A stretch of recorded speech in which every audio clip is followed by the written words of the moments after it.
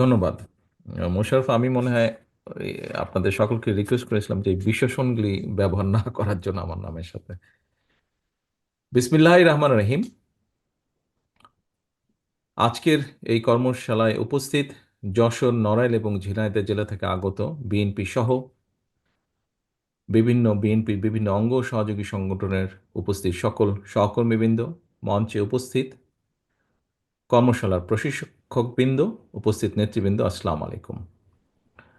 আজকে সারাদিন আপনারা 3 জেলা আলাদাভাবে হলো, এখন একত্রিতভাবে আমরা আছি, আলাদা আলাদাভাবে আপনাদের স্থানে আপনারা আমাদের যে 31 দফার উপরে আপনারা আলোচনা করেছেন। প্রশিক্ষকবৃন্দ আপনাদেরকে বিভিন্ন বিষয়, 31 দফার 31টা পয়েন্ট নিয়ে বিভিন্নভাবে ওনারা পুরো বিষয়টি আপনাদের সামনে তুলে ধরেছেন। এখন প্রিয় সহকর্মীবৃন্দ, এই যে 31 দফা, এই 31 দফা আপনারা মানুষের কাছে নিয়ে যাবেন, কিন্তু মানুষের কাছে যে নিয়ে যাবেন বা আপনারা যে সারাদিন যে প্রশ্নগুলো করেছেন, কেন করেছেন, কেন নিয়ে যাবেন, আমি ঝিনাইদহ জেলার নুরুল ইসলাম আছেন, আহ্বায়ক সদর থানা কৃষক দল, ঝিনাইদহ জেলা, নিশ্চয়ই এখানে উপস্থিত আছেন। ঝিনাইদহ জেলায় মাইকটি যার কাছে আছে, ভাই ওই মাইকটি একটু ওনার কাছে দাও, নুরুল ইসলামের কাছে, কৃষক দলের নুরুল ইসলাম, পাটোয়ারি, মাইকটা ওনার কাছে দাও। ক্যামেরা যাই আছেন একটু ফোকাস আসসালামু যদি। আলাইকুম। ওয়ালাইকুম আসসালাম, জি ভালো আছেন? জি, আলহামদুলিল্লাহ। আপনি একটু আমাকে বলবেন, এই যে আপনারা সারাদিন এখানে সময় দিলেন, পরিশ্রম করলেন, এই যে বসে থেকে শুনলেন, এটাও তো পরিশ্রম একটা। অর্থ ব্যয় করে এখানে এসছেন, সকালবেলায় বাসে ট্রেনে যেভাবেই এসছেন, তো দরকার কি ছিল এটার? এই 31 দফার কি দরকার ছিল? আপনারা এক এক থেকে 2 মিনিটের মধ্যে একটু আমাকে বলেন তো, সবাই আমরা শুনি কি দরকার ছিল, আজকের এই কর্মশালা করার প্রয়োজন ছিল কি কোনো? স্যার, আগামী দিনে আমাদের রাষ্ট্রনায়ক আপনি। রাষ্ট্র ক্ষমতায় আসার জন্য সারা বাংলাদেশের মানুষ যাতে সুখী শান্তিতে থাকতে পারে, পলিয়ে যাওয়া হাসিনার সরকার দেশের উপরে যে অত্যাচার করেছে, সেই অত্যাচারকে আমরা পিছনে ফেলে নতুন বাংলাদেশ গড়ার লক্ষ্যে আমরা এই 31 দফা মানুষের দ্বারে দ্বারে নিয়ে যাব। আর আমাদের এই যদি আমরা এই 31 দফা বাস্তবায়ন করতে পারি, তাহলে বাংলাদেশ সুখী সমৃদ্ধশালী একটা দেশ হিসেবে উঠে আসতে পারবে। এবং আমাদের কৃষক সমাজ, আমি যে প্রশ্ন আপনার কাছে করেছিলাম, যদি কৃষক বাঁচে তাহলে দেশ বাঁচবে। এই বাস্তবায়ন হলে কৃষকের লাভবান হবে এবং দেশ সামনের দিকে এগিয়ে যাবে ইনশাল্লাহ। ধন্যবাদ, ঠিক আছে, বসেন। যশোর জেলায় কাজী আজম আছেন, যশোর জেলায় কাজী আজম আছেন, কাজী আজম যশোর জেলায়, দয়া করে মাইকটা তার হাতে দিতে হবে। আছে কি কাজী আজম? আসসালামু আলাইকুম। জি, সালাম আলাইকুম। আচ্ছা, আমরা আহ, আমাদের নূর ইসলামের কাছে শুনলাম, উনি বললেন যে আমরা যেগুলা করেছি এগুলা মানুষের কাছে নিয়ে যাব, এরকম ভাবে উনি বলেছেন 31 দফা। তো তাহলে তো আমরা কেন্দ্র থেকে আপনাদেরকে লিফলেট পাঠিয়ে দিলেই হতো, বা এরকম বই আরো বেশি কিছু দিয়ে দিলেই হতো, কিন্তু সারাদিন ব্যাপী কর্মশালা করার প্রয়োজনটা কি তাহলে? ধন্যবাদ মাননীয় নেতা। আসলে আজকে 31 দফা যেটা আমাদের রাষ্ট্র নির্মাণের বিষয় রয়েছে, রাষ্ট্র কাঠামো সংস্কারের ব্যাপারে রয়েছে, সেটার মধ্যে 2, 14, 15, 16, 17, 18, 23, 24, 25, 26, 27, 29 এবং 31, এখানে আমাদের সামাজিক নিরাপত্তা বেষ্টনীকে কিভাবে সমৃদ্ধ করা যায় তার দিক নির্দেশনা রয়েছে। আমরা সমস্ত কর্মসূচি নিয়েই সকলের কাছে যেতে পারবো না এবং যাওয়ার প্রয়োজনও নেই, কারণ যার যেটা প্রয়োজন সেটা আমাদের প্রশিক্ষকরা শিখিয়েছেন। যে মানুষটার যেটা প্রয়োজন সেটাই তাকে জানানোর দরকার। যশোর জেলার বাস্তবতা আমার মনে হয়েছে এই 13টি দফা একত্রিত। আপনি আমার আমার প্রশ্নটি বুঝতে পারেননি আপনি। আমার যেটা হচ্ছে, আপনার এই যেই নাম্বারগুলো আপনি বললেন, যেই দফাগুলো বললেন, আপনার আমরা তো কেন্দ্র থেকে লিফলেট পাঠিয়ে দিলেই হতো। এইটা আপনারা এইটা অলরেডি আমরা আমাদের নেতা অনিন্দ ইসলাম অমিতের নেতৃত্বে বিভিন্ন জায়গায় আমরা সমাবেশ করছি, আলোচনা করছি, উঠান বৈঠক করছি এবং নারী সমাবেশ করছি, আপনারা সেখানে এই করছেন, সেটা পৌঁছায় তো দিচ্ছি। আপনারা করছেন, কিন্তু সেটা আপনারা করছেন, সেটা আহ্বায়ক সাহেব উনিও বলেছেন ওনার বক্তব্যে আপনারা করছেন, কিন্তু বিষয়টা হচ্ছে এই অনুষ্ঠানটি আজকে করার কি প্রয়োজন ছিল? আপনি তো করছেনই আপনার ওয়ার্ডে ওয়ার্ডেতে, আজকের এই অনুষ্ঠানটা করার কোনো দরকার ছিল কি? অবশ্যই ছিল। ছিল এ কারণে যে আমরা এই মেসেজটা কিভাবে পৌঁছাতে পারি তার কর্মকৌশলটা আসলে আমাদের এখানে সবচেয়ে উপযুক্ত ভাবে শেখানো হয়েছে, এবং সেই আচ্ছা কর্মকৌশলগুলো এখানে নির্ধারণ করা হয়েছে। এবং আচ্ছা এটা একটা প্রেসক্রাইব ফর্মুলা হবে যেটা আমরা সব জায়গায় একই ভাষায় একইভাবে আমরা ছড়িয়ে দিতে পারবো। আচ্ছা, ধন্যবাদ, বসেন। ওহিদুজ্জামান নীলু, সাধারণ সম্পাদক, কালিয়া উপজেলা। ওহিদুজ্জামান নীলু, কালিয়া উপজেলার সাধারণ সম্পাদক। জি, নীলু, আপনি একটা প্রশ্ন করেছিলেন, আবার আপনার কাছেই ফিরে আসলাম। আমার প্রশ্নটি হচ্ছে, আপনারা যেই প্রশ্নগুলো আমাদেরকে করেছেন বা আমাকে করেছেন, আমি আসার আগে আপনারা প্রশিক্ষকবৃন্দ যারা ঢাকা থেকে এসেছেন তাদেরকে আপনারা প্রশ্নগুলো করেছেন। তো এখন আমার কথা হচ্ছে যে এই প্রশ্নগুলো কি শুধুমাত্র আপনাদেরই প্রশ্ন, না আপনারা এই প্রশ্নগুলো কারো কাছ থেকে জেনেছেন, কারো জিজ্ঞাসার মাধ্যমে আপনারা এই প্রশ্নগুলো করেছেন? ধন্যবাদ প্রিয় নেতা। আজকে আমরা এই যে কর্মশালায় উপস্থিত হয়েছি, আমরা বাইরে, প্রশিক্ষণ আপনি আপনি এই প্রশ্ন যেগুলা নেতৃবৃন্দ আপনারা যারা প্রশ্ন করেছেন, এটা কি আপনারই প্রশ্ন, না এই প্রশ্নের পেছনে আরো মানুষ আছে? শুধু ইয়েস নো এইভাবে কিছু একটা বলেন এই শর্টকাট। প্রশ্নের পিছনে আরো মানুষ আছে। তারা তারা জনগণ, কোন দেশের জনগণ? মানুষ, দেশের মানুষ, সাধারণ মানুষ। আচ্ছা, ঠিক আছে, ধন্যবাদ, বসেন। বসুন। সহকর্মীবৃন্দ, এই যে আমি তিনটা প্রশ্ন করলাম আপনাদের কাছে, দেখুন, আমি হয়তো আগামী 5, 10, 15 মিনিট আপনাদের সামনে কিছু কথা বলবো, কিন্তু আপনাদেরকে যেই তিনটা প্রশ্ন করেছি আমার পুরো বক্তব্য কিন্তু এর ভিতরে হয়ে গিয়েছে। কি প্রয়োজন ছিল এটির, কাদেরকে নিয়ে করা, এই এই আমাদের 31 দফা কাদের জন্য করা, এবং একই সাথে এই যে আপনারা যে প্রশ্ন করেছেন এটা শুধু আপনাদের প্রশ্ন না, আপনারা আসার সময় আপনাদের এলাকার মানুষ আপনাদেরকে হয়তো বলেছে, অথবা 31 দফা যখন আমরা অফিসিয়ালি লঞ্চ করেছি তারপরে আপনারা আলোচনা করেছেন, সামাজিক অনুষ্ঠানে আলোচনা করেছেন, ধর্মীয় অনুষ্ঠানে আলোচনা করেছেন, পারিবারিক অনুষ্ঠানে আপনারা আলোচনা করেছেন, আচ্ছা বিএনপি তো এরকম দিয়েছে, তোমরা এটা বলো না কেন, সেটা বলো না কেন, বা এটা কি হবে। নিশ্চয়ই এই বিষয়গুলো আপনাদের মধ্যে আলোচনা হয়েছে, হয়েছে না নেতৃবৃন্দ? ইয়েস। আমার যেটা আজকে বলার উদ্দেশ্য, আমাদের এই 31 দফা, এটি বাংলাদেশের মানুষের জন্য আমরা তৈরি করেছি। হতে পারে, হতে পারে এখানে কিছু বাদ পড়েছে, হতেই পারে, হতে পারে এখানে নতুন কিছু সংযোজন করা প্রয়োজন। সেজন্যই কিন্তু আমরা বলেছি 31 দফাটি আমরা তৈরি করেছি। প্রথমে আমরা এটি 27 দফা করেছিলাম, পরবর্তীতে আমাদের সাথে যেই দলগুলো ছিলেন আন্দোলনে তাদের পরামর্শ নিয়ে তারা তাদের পরামর্শ দিয়েছেন, 27 থেকে এটা 31 এসছে। এবং আমরা সাথে এটাও বলেছি যে এর মধ্যে যদি কোনো কিছু বাদ পড়ে, এখানে যেরকম আজকে আপনারা অনেক সদস্য, বেশ কয়েকজন সদস্য কিছু কিছু প্রস্তাব দিয়েছেন, একজন পর্যটনের কথা বলেছেন ডাক্তার সাহেব, কাজে এরকম কিছু যেটা বাদ পড়েছে, প্রবাসীদের ব্যাপারে কিছু জিনিস হয়তো বা বাদ পড়েছে, প্রস্তাবনা আসলে আমরা অবশ্যই সেগুলো বিবেচনা করব এবং এগুলোকে অবশ্যই আমরা আমাদের 31 দফার সাথে অ্যাড করব। কারণ আমাদের মূল লক্ষ্য বা মূল উদ্দেশ্য হচ্ছে দেশ এবং এই দেশের মানুষের জন্য বেটার কিছু করা।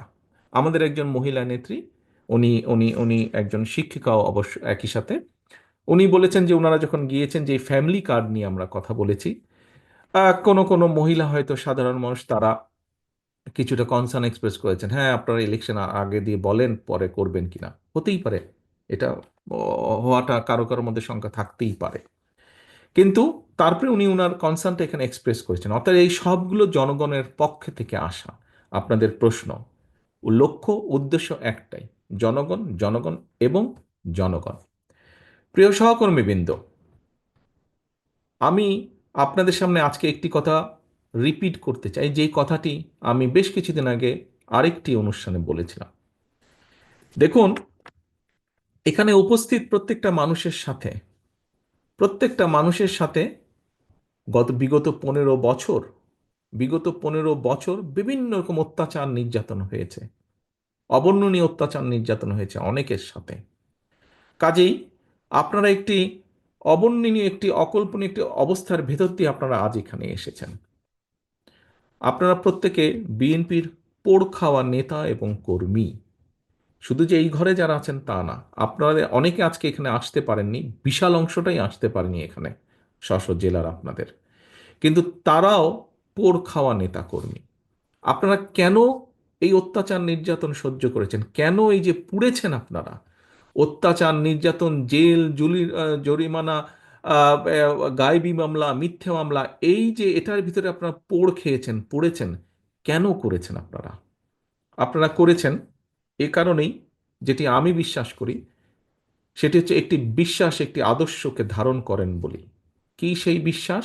সেই বিশ্বাসটি হচ্ছে দেশ, দেশের মানুষ, দেশের মানুষের গণতান্ত্রিক অধিকার, দেশের সর্বোপরি দেশের মানুষের অধিকারকে প্রতিষ্ঠিত করার জন্য, এটিতে আপনারা বিশ্বাস করেন। কাজেই নেতৃবৃন্দ, যেহেতু আমরা দেশের মানুষের রাজনৈতিক এবং অর্থনৈতিক অধিকার প্রতিষ্ঠার জন্য সংগ্রাম করেছি, যেহেতু আমরা দেশের মানুষের বাক স্বাধীনতা অধিকারের জন্য প্রতিষ্ঠা করার জন্য আমরা সংগ্রাম করেছি, কাজেই আজকে কিন্তু আমাদের দায়িত্ব অনেক বেশি। আজকে আমাদের দায়িত্ব অনেক বেশি। আপনারা নিজেরাই বললেন, আপনাদের মধ্যে থেকে একজন বলেছেন, আমি ওভারঅল কথা ধরে নিচ্ছি, এবং আপনারা যখন সকালে এসেছেন, হয়তো আপনাদের অনেকেই, আপনাদের পরিবার হোক, আত্মীয় স্বজন, বন্ধু বান্ধব, পরিচিতজন অনেকেই বলেছেন, এই সুযোগ পেলে তুমি এই কথাটি জিজ্ঞেস করবে বা এই বিষয়টি তুমি তুলে ধরবে। নিশ্চয়ই হয়েছে, অনেকের সাথে, সবার সাথে নয়, হয়েছে না ভাই? আপনাদের অনেকের সাথে বলেছে, কেউ না কেউ বলেছে যে ভাই তুমি সুযোগ পেলে এই কথাটি বলবে। তার মানে এই যে জনগণ আপনাদেরকে বলেছে, যারা বলেছে তারা তো পাবলিকেরই অংশ, জনগণের অংশ। কেন বলেছে? এ কারণেই বলেছে, জনগণ বিশ্বাস করে, জনগণের একটি বিশাল অংশ, বিপুল অংশ বিশ্বাস করে যে সামনের দিনে যদি ভালো কিছু হয়, ভালো কিছু পারে করা সম্ভব হয়, সেটি বিএনপির নেতৃত্বেই হবে, সেটি বিএনপির নেতৃত্বেই হবে। আমরা স্বাধীনতা সংগ্রামের কথাও যদি বিবেচনা করি, সেই সময়কার যদি দেখি, আমাদের নেতা শহীদ রাষ্ট্রপতি জিয়াউর রহমান স্বাধীনতা যুদ্ধের ডাক দিয়েছেন, কেউ অসত্যকে অস্বীকার করতে পারবেন না। এবং শুধু যুদ্ধের ডাক দিয়ে উনি বসে থাকেননি, বরং মুক্তিযোদ্ধাদেরকে সংগঠিত করেছেন, অস্ত্র হাতে যুদ্ধ করেছেন। পরবর্তীতে যখন দেশের মানুষ তাকে দায়িত্ব দিয়েছে দেশ গঠনের, কোদাল হাতে উনি শ্রমিকের পাশে, কৃষকের পাশে থেকে কাজ করেছেন, খাল খনন করেছেন, দেশের খাদ্য উৎপাদন বৃদ্ধি করেছেন। প্রিয় সহকর্মীবৃন্দ, অপরপক্ষে আমরা কি দেখেছি?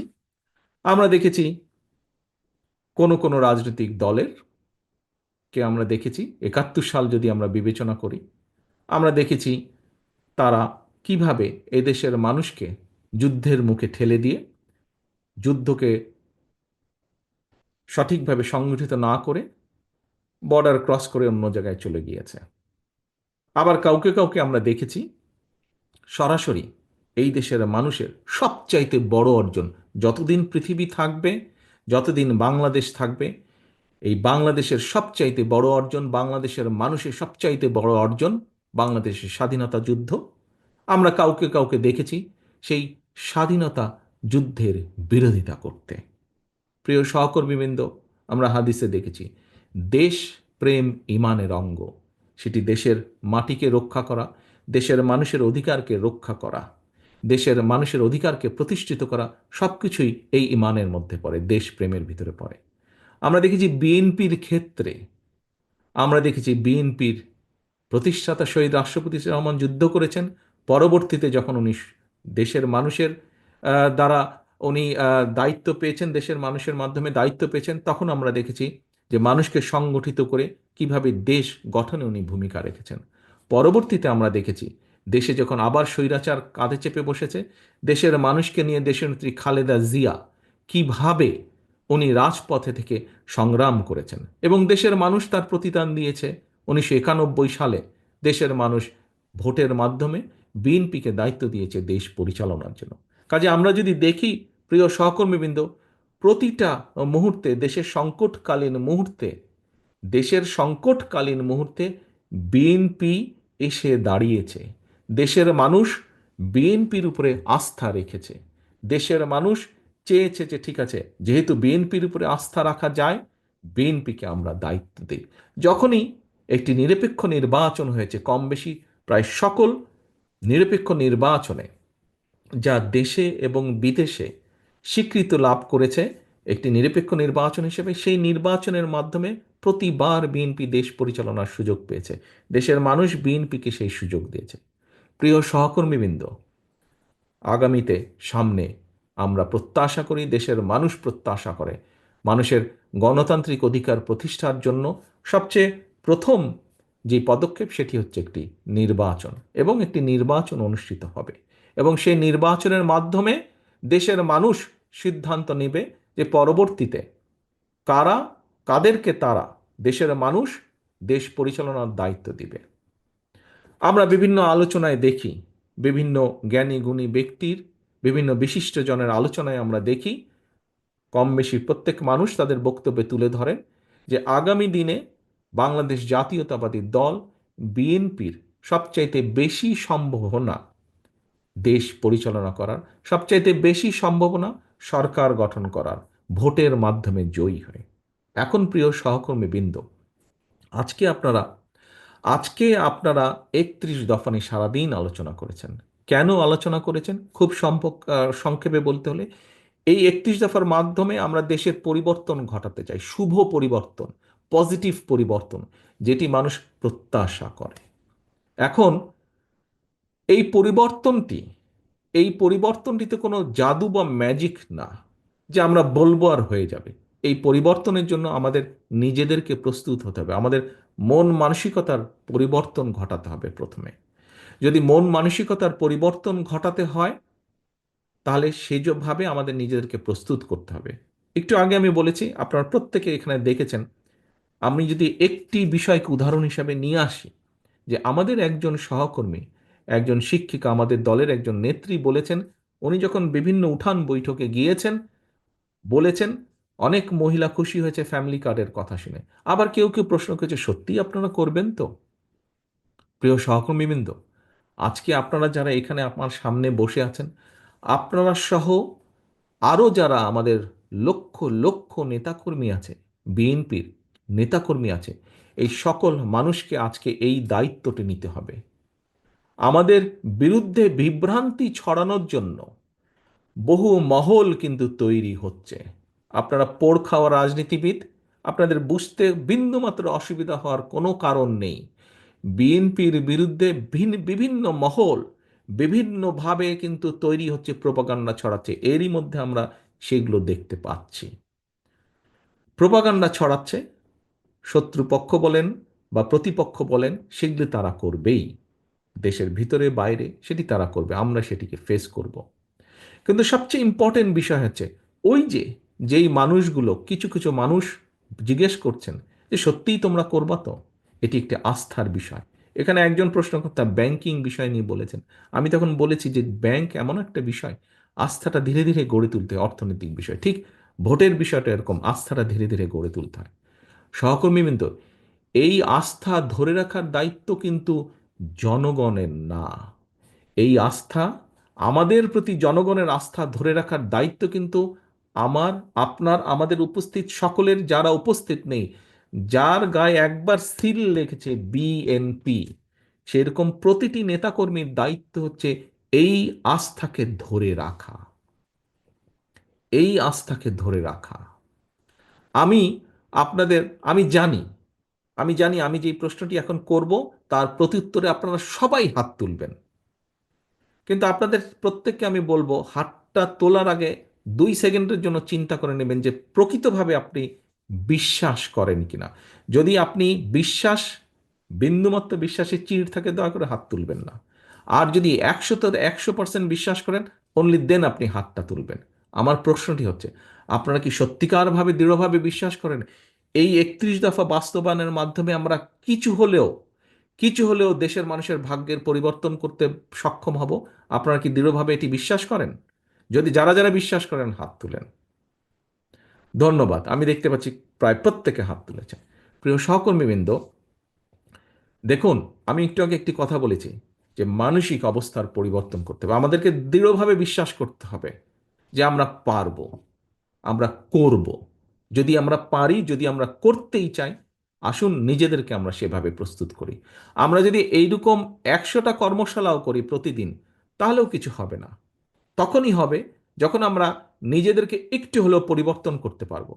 ওই যে জনগণের আস্থা ধরে রাখার জন্য আপনাদেরকে আমি বলছি, সেই আস্থা ধরে রাখার জন্য যদি আমরা উদ্যোগও নেই এবং জনগণ যদি এটা দেখতে পায় যে হ্যাঁ, বিএনপি অন্তত উদ্যোগ নিয়েছে, বিএনপি যা বলছে, পারবে কি পারবে না সেটা হচ্ছে পরের ব্যাপার, কিন্তু অন্তত বিএনপি উদ্যোগ নিয়েছে, বিএনপি নিজেকে সেভাবে তৈরি করছে, বিএনপি নেতাকর্মীরা নিজেদেরকে তৈরি করছে সেভাবে, তাহলেও আমি বিশ্বাস করি ব্যক্তিগতভাবে জনগণ আমাদের উপরে বিশ্বাস করবে, আস্থা রাখবে। কিন্তু সেজন্য আমাদের নিজেদেরকে তৈরি হতে হবে, আমাদেরকে সেভাবে নিজেদেরকে প্রস্তুত করতে হবে।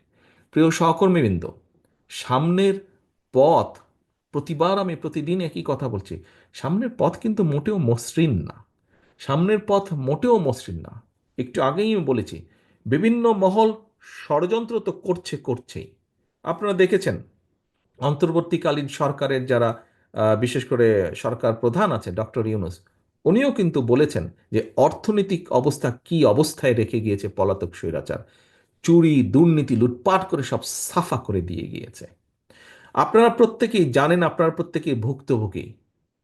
কি বিষয় সেটি? বিচার ব্যবস্থা বলেন, প্রশাসন বলেন, পুলিশের প্রশাসন ব্যবস্থা বলেন, সবকিছু ভেঙে চুরে, রাষ্ট্রের প্রত্যেকটি প্রতিষ্ঠানকে ভেঙে চুরে ধ্বংস করে দিয়েছে।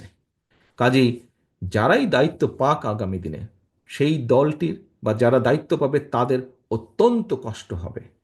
কিন্তু এই কষ্ট আমরা তখনই, হাসি মুখে এই কষ্টকে আমরা সহজ করে নিতে পারবো আমরা যদি সকলে ঐক্যবদ্ধ থাকি। এবং আমরা বলতে আমি শুধু আজকে এখানে বিএনপির কথাই বলিনি, বিএনপির নেতাকর্মীদের কথা বলিনি। প্রথমত নিজের ঘরকে ঐক্যবদ্ধ রাখতে হবে, বিএনপির নেতাকর্মীদেরকে ঐক্যবদ্ধ থাকতে হবে, এবং জনগণের আস্থা নষ্ট হয় এরকম কোনো ব্যবস্থা যেমন এরকম কোনো কাজ যেমন করা যাবে না। একই সাথে আমাদেরকে ঐক্যবদ্ধ থাকতে হবে, যেই দলগুলো, রাজনৈতিক দলগুলো গণতান্ত্রিক আন্দোলনে আমরা একসাথে সংগ্রাম করেছি, অত্যাচার নির্যাতন সহ্য করেছি, জেল জরিমানা সহ্য করেছি, সেই সকল রাজনৈতিক দলকে আমাদেরকে ঐক্যবদ্ধ থাকতে হবে। কারণ আমাদের এই 31 দফা শুধু বিএনপির 31 দফা না, আমাদের এই 31 দফা সকল রাজনৈতিক গণতান্ত্রিক রাজনৈতিক দলের 31 দফা। কাজেই আমাদের সকলকে ঐক্যবদ্ধ থাকতে হবে।